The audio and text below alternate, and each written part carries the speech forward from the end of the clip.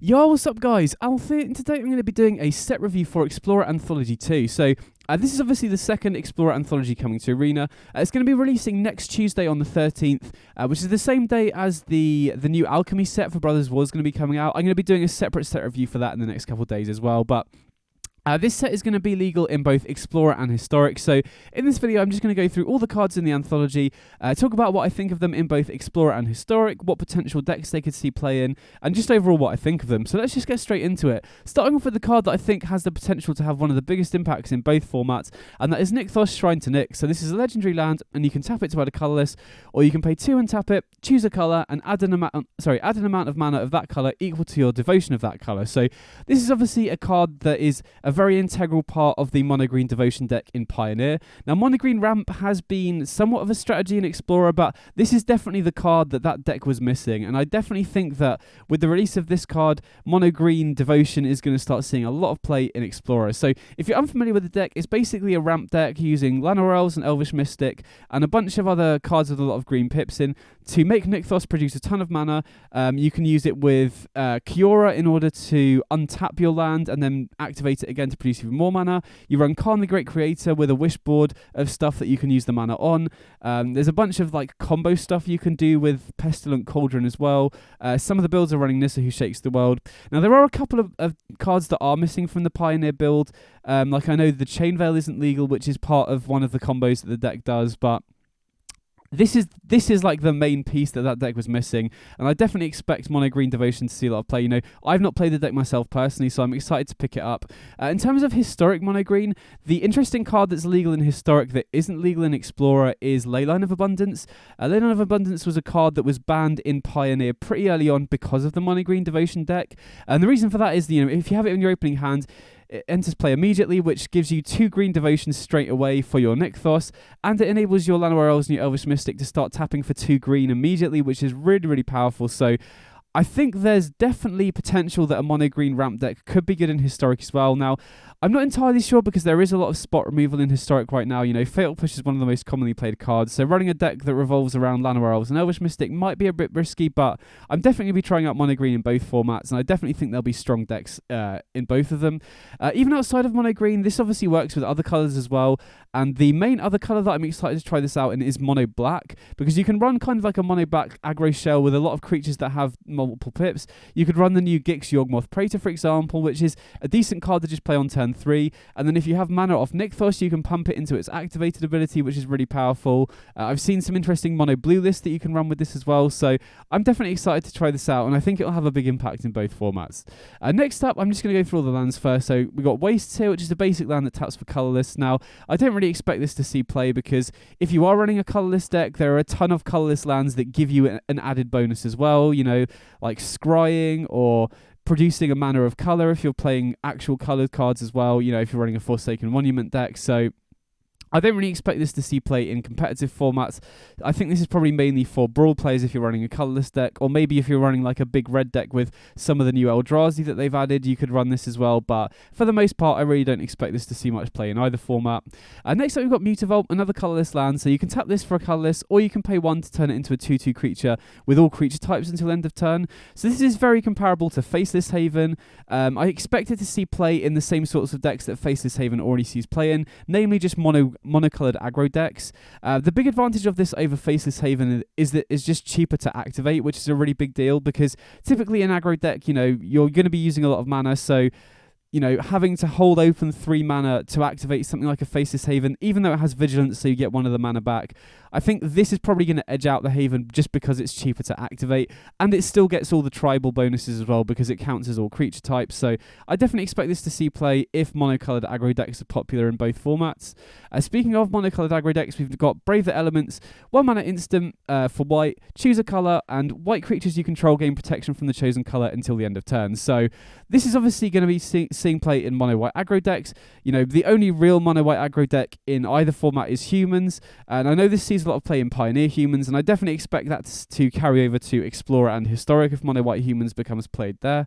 The great thing about this is it's quite flexible. You know, you can use it in response to removal to protect your board, but most importantly, it also allows you to just make your creatures unblockable from a certain colour type. So, say you're playing mono white humans and you're against a mono red deck or a mono green deck, you can just activate this, naming red or green, and none of your opponent's creatures will be able to block you, which often just allows you to attack for lethal out of nowhere. Even if your opponent's running a multicoloured deck, there's almost always going to be a colour that's more prominent for their blockers, so you can still cast this and shut off like maybe 3 or 4 of their creatures from blocking. So this is going to be really powerful in mono-coloured aggro decks, and it would be interesting to see if mono white humans becomes more played than, say, Selesnya humans in Historic because of Collected Company. Either way, I think if mono white humans is a popular deck, this is definitely going to see play there. Next up, we've got Eidolon of the Great Revel, 2 mana 2/2 enchantment creature, and whenever a player casts a spell with mana value 3 or less, Eidolon of the Great Revel deals 2 damage to that player. So this is going to see play in burn decks. This is a very powerful card in a burn strategy because it's just going to, repeatedly be able to deal a lot of chip damage. Most decks in both formats are running a lot of cheap cards, so this is going to rack up the amount of damage it does. I think, burn isn't a super popular strategy in Explorer, but we did recently get Monastery Swiftspear, which is a great addition to the deck. So between the addition of Swiftspear and this, I expect mono red burn to at least see somewhat of resurgence in Explorer. Not sure whether it'll be a top deck, but it's an interesting strategy for sure there. In Historic, this is a very interesting card as well, because I think one of the top decks in the format right now is the Rakdos Trapfinder deck, and this is a card that burn would want to run in the main deck that is just really good at shutting off the combo, because every time they cast their 0 mana Traveler, this is going to deal 2 damage to them. Now obviously the Rakdos Trapfinder deck does have a lot of spot removal with Fatal Push and Claim the Firstborn, but that deck is a lot of cheap cards, so this is going to get in for a lot of damage. That deck typically struggles the most against decks that deal damage pretty quickly, and mono red burn is also a deck that wants to be running stuff like Roiling Vortex in the sideboard, which is another card that's really good against Trapfinder. So if Trapfinder survives the Alchemy release next week and there's no nerfs, I could see burn as a really good strategy to counteract that, and Eidolon of the Great Revel seems like a really great addition for that reason, and it's just a powerful card in the deck anyway. And I think mono red burn has been close to, pretty good in Historic for quite a while now. So I definitely think this is going to be a booster burn in both formats.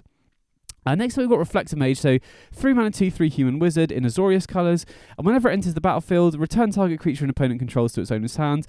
That creature's owner can't cast spells with the same name as that creature until your next turn. So this is going to see play, or it has the potential to see play in humans decks if you're in white, and also blink decks. Now, blink decks in general aren't that popular in Explorer. I guess they're not really that popular in Historic either, but you do have really good tools in Historic. You've got Ephemerate and Soul Herder, and so pairing Reflector Mage with those against creature decks seems very powerful. Now, we did recently get Aether Channeler, which is a card that's very similar, but is generally just more versatile because you can also draw a card or create a 1/1 flyer. So it is kind of competing for slots with that, but I think if you're just playing a deck that is revolving around a tempo game plan, this is really huge just because it stops the opponent casting the creature that you bounce. So, if you're playing humans and you're splashing white, this is very good at just allowing you to attack. If you're running it in a blink deck, if you're running more of an aggressively slanted deck, then this could potentially be better than Aether Channeler. And you could potentially run them both together if you really wanted to leverage that tempo bounce the opponent's creature game plan as well. So I definitely think this has the potential to see play in both humans and blink decks in both formats. Next up we've got Fiery Impulse. This is 1 mana red instant, deals 2 damage to target creature, but it deals 3 damage if there are 2 or more instants or sorceries in your graveyard. So this is a really nice addition to the format because for 1 mana, the only card that can deal 3 damage to a creature that we have right now in both formats is Strangle, which is obviously sorcery speed. So the fact that this is instant speed is really huge if you're playing a deck with a lot of instants or sorceries. In Explorer, Phoenix is still a deck, and I think that's probably the deck that this will slot most easily into. There are other Spellslinger decks that I think this will be a great addition to as well. In Historic, I think this is a really interesting comparison to Unholy Heat because they are very similar cards. With the Unholy Heat nerf back down to 4 damage, I think there's a chance that this just edges out Unholy Heat for the simple reason that it's just so much easier to get 2 instants or sorceries in your graveyard than it is to get Delirium online. And I think 3 damage as opposed to 4 damage is pretty negligible in Historic right now. Sure, there are a few creatures with 4 toughness, but 3 toughness is kind of the benchmark at the moment, especially against a deck like Is It Wizards where they have Symmetry Sage and Dreadhorde Arcanist. So I definitely think that this has the potential to push out Unholy Heat in the Phoenix decks as well. So definitely think this could see play in both formats as well. Next up we've got Rending Volley.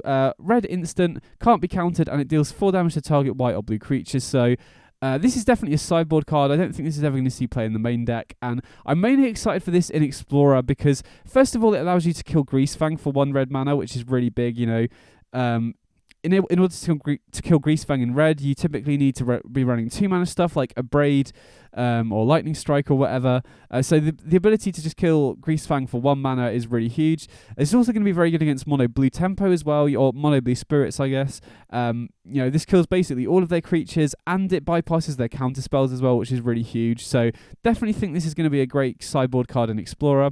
In Historic, I'm not really sure that this is going to see much play because there aren't that many white or blue creature decks. Like, there are a few, but this is a very narrow card for that. So, Fry is a card that does occasionally see play, but I think a big reason for that is that it's also good against control because you can use it to kill Teferi and Narset and stuff like that. So I think I'm mainly excited for this in Explorer, but if the metagame shifts to more white and blue creature decks in Historic, this is a great option to have available there as well.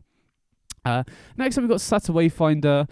2 mana 1/1. When it enters the battlefield, reveal the top 4 cards of your library. You may put a land from among them into your hand and put the rest into your graveyard. So this is mainly going to see play in decks that want to be filling the graveyard. I think this is a card that sees quite a lot of play in Pioneer Abzan Greasefang decks, and I definitely think that the Explorer Greasefang deck is going to be interested in this, especially with the new Diabolic Intent. I'm not sure how much play that's seen in Explorer, but the addition of more cheap creatures that fill your graveyard that you can then sacrifice to Diabolic Intent is quite appealing to me. And in Historic, there aren't really that many graveyard filling decks, but if there is, if you wanted to play Abzan Greasefang in Historic or just another deck that wants to try and fill the graveyard as quickly as possible, then this is a nice addition there as well. But I mainly expect this to see play in the short term in Abzan Greasefang and Explorer.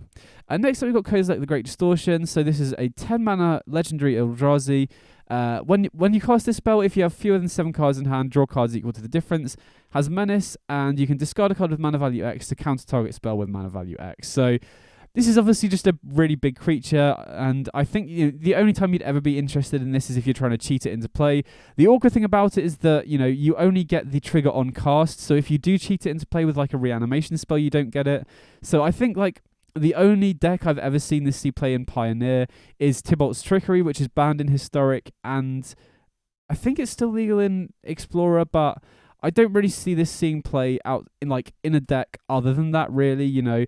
If you're running a deck like Nykthos and you're trying to cast it fairly, you have so many better options in green, like Khan the Great Creator and its Wishboard, and even Ugin is just much better than this. So I don't really expect this to see play outside of maybe Tybalt's Trickery if that's still legal in Explorer. Next we've got Reshaper, a 3 mana Eldrazi, and when it dies, reveal the top card of your library. You may put that card into the battlefield if it's a permanent card with mana value 3 or less. Otherwise, put that card into your hand. So this is kind of like a nice value card. I do like this card in general, but I'm just not sure there's really a home for it in either format. You could potentially run a mono-colored deck. I think red's probably the best color if you wanted to run kind of like a mid-rangey deck that can run colorless lands in order to cast the Eldrazi, but I don't know. I don't really think it's worth it for cards like this personally. We do have Thought-Knot Seer up next, which I'm going to look at, but in general, I don't really think there's a deck for this. I think it's a fine card, but I don't really expect it to see play in either format unless there's an Eldrazi deck, but we don't really have a good payoff for running the Eldrazi cards, really, so I don't really expect this to see much play personally. As I said, next up we've got Thought-Knot Seer. So this is a 4 mana Eldrazi. When it enters the battlefield, target opponent reveals their hand. You choose an online card from it and exile that card. And when it leaves the battlefield, target opponent draws a card. So just as a generically powerful card, I think this is better. It has much more of an impact on the game. Getting rid of your opponent's best cards is really powerful. But again, I'm not really sure there's a deck that this slots into. To be able to run colorless mana to cast this, you would need to be running a monocolored deck of some sort, and there isn't really a deck. Again, you could run like a big red mid-range deck with Chandra and Interaction and this potentially, if people wanted to run the Eldrazi, but I'm not really sure it's worth doing just to enable the Thought-Knot Seer, even though I think it is, a reasonably powerful card in of itself. I just don't think there's really a good home for it personally in either format.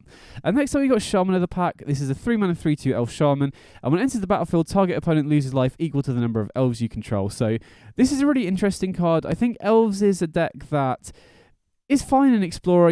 I've seen a lot of people trying to build it with the addition of the new Lord from the last set. And it seemed reasonable to me. This is going to be a boost to that deck. You can hit it off Collected Company, which is nice as well. I'm not really sure this is going to be enough to make it a viable like top tier deck, but it's a nice addition for Explorer. In terms of historic, there are a lot better elves available, but the nice thing about this is that it's in black, and I think one of the biggest problem with elves and historic in general, and I guess elves and Explorer as well, is that it's just super weak to board sweepers. You can go wide very quickly, which makes you pretty good against single target removal, but you just don't really have a good way to recover from sweepers. And running black in elves is pretty nice because I think the card's called Skemfar Avenger. There's a black 2-drop that draws you a card and loses your life whenever an elf dies. So if the opponent uses a destruction-based sweeper like Supreme Verdict, having a Skemfar Avenger in play gives you a good way to recover from that. So I could potentially see trying a build of elves in historic where you run the Skemfar Avenger, if that's what it's called, and this with Collected Company as well. But I'm not really sure that's the great solution because it does make your mana slightly worse, and Divine Purge is a card in Historic, which is a big issue as well. If the opponent runs Divine Purge, then Skemfar Avenger doesn't provide any protection, and it makes your linear game plan slightly slower as well. If you wanted to just go elves as fast as possible, you just go mono green with like Archdruid, Circle of Dreams Druid, and stuff like that. So it's interesting to be able to build black elves, but I'm not really sure it's the solution. Either way, I'm going to be trying it out in both formats, and it is an interesting addition to the format for sure. Next, we've got Eerie Interludes. This is a 3-mana instant. Exile any number of target creatures you control. Return those cards to the battlefield under their owner's control at the beginning of the next end step. So this is obviously a card for Blink decks, and I'm not really sure this is going to see play in either format, to be honest. Like, we've seen similar effects like this, like Semester's End and stuff. Obviously, that's 1 mana more expensive, so, 3 mana versus 4 mana for this style of effect is pretty big. This is significantly better than a card like Semester's End, but I'm not really sure that Blink decks are interested in this in either format. Especially in Historic, where you have Ephemerate, which is 1 mana, it's so much better on rate than this. You've got stuff like Soul Herder, and even in Explorer, you have Yorion, which has a body, and it can blink non-creatures as well, so I'm not really sure this is going to be worth it. We already have a lot of cards that do similar things, so in general, I don't think this is going to see play over something like Yorion, but it's an interesting addition for sure, especially if you want to use like a mass blink sort of effect. Next up, we've got Eldrazi Displacer. So this is a 2-mana Eldrazi with Devoid, and you can pay 2 and a colorless to exile another target creature and then return it to the battlefield under its owner's control. So this is basically a creature that you can use to repeatedly blink your other creatures, which is nice. Now, you do have to have colorless mana in order to do that, which is kind of a drawback for sure. In Historic, I really don't think this is going to see any play because this is just much worse than Soul Herder. Soul Herder just does it for free and makes itself bigger. I guess Soul Herder is limited to once per turn, but it doesn't require any mana, which is usually just much better than this. In Explorer, maybe this could see play. I have seen it in some lists of like Enigmatic Incarnation where you can tutor this up and then use it to blink your other creatures, but I didn't really get how that works because then you need to have lands that produce colorless mana somehow, so again, this is like another interesting effect, but I'm not really sure it's going to see much play. Definitely not going to see play in Historic because there are just much better options, and I don't think Blink decks are particularly great in Historic right now. It has more of a chance in Explorer, but again, I'm not really sure what deck it fits into. I'm not really sure you'd be interested in this sort of effect anyway. But if it is going to see play, it's going to see play in Explorer over Historic, I think. Next up, we've got Ethereal Armor, 1 mana enchantment aura. Enchanted creature gets +1/+1 for each enchantment you control and has first strike. So this is going to be a very interesting addition to the Auras deck in Historic. This sort of effect that gives a big pump to your creature, stuff like All That Glitters is played in the Historic Auras decks already, and that's a mana more expensive. And this gives first strike as well, so this is definitely going to be an upgrade for the Historic Auras decks for sure. In terms of Explorer, there hasn't really been kind of like a Bogles or Auras style deck in Explorer since the banning of Lurrus, and I'm not sure Ethereal Armor is really going to change that much. You still have stuff like, I think SRAM's legal in in Explorer, and Light Pause as well, so you could potentially try building that deck, but I think without Lurrus as like a backup engine, it's not as reliable, but in Historic Auras, I definitely think this is going to be a consideration for that deck. Next up, we've got Soldier of the Pantheon. So this is a 1 mana human. It's a 2/1, has protection from multicolored, and whenever an opponent casts a multicolored spell, you gain 1 life. So this is another interesting addition for the humans decks at the 1-drop slot. I'm not really sure it's better than the options we already have, especially in Historic where we have Esper Sentinel as well. Now, obviously, the interesting thing about this is that against decks that are relying on multicolored spells, this is incredibly strong, but I'm not really sure there's a deck in either format that relies on multicolored spells outside of 5-color Niv, which isn't really that popular in either format, to be honest. Now, if the metagame changes and, there's a new multicolored removal spell that starts seeing a lot of play, or, 5-color Niv sees the resurgence, then this definitely seems like an interesting option, especially in Historic, where you can tutor it up off the Ranger Captain of Eos. But in general, I don't really see this seeing play over the other great quality 1-drops and humans that we've got. We recently got Recruitment Officer, which I think is a really nice card. And then you've also got like Thraben Inspector and Hopeful Initiate, Dauntless Bodyguard. Like I said, Esper Sentinel and Historic. So I'm not really sure this is going to edge out either of those. But if the format does somewhat switch to more multicolored removal, then this is an interesting card to consider for that reason. Next up, we've got Clever Impersonator, 4-mana creature with 4-mana creature shapeshifter, and you may have it enter the battlefield as a copy of any non-land permanent on the battlefield, so either yours or the opponent's. Now, 4 mana for this sort of effect isn't that great. We already have Phyrexian Metamorph in Historic, which has basically seen no play from what I've seen. I think the only place that this could potentially see play is in Gyruda decks, because that's a deck that is just looking for a lot of clone effects if you're going more all in on Gyruda, but that's not a deck that I really think is that great in either format. But, if you're someone who wants to build Gyruda, having another 4-mana clone is nice to just enable you to combo off a bit better, but in general, I don't really expect this to see much play, to be honest. Next up, we've got Dispel, 1-mana instant, counter-target instant spell. So if this is going to see play, it's in the sideboard. And this is, for 1 mana, this is going to be incredibly efficient, especially if you're trying to win counterspell wars. But the issue with this is that it's very narrow. It's competing with cards like Spell Pierce, Mystical Dispute, which are way more varied. Spell Pierce being able to hit Planeswalkers against control is really huge.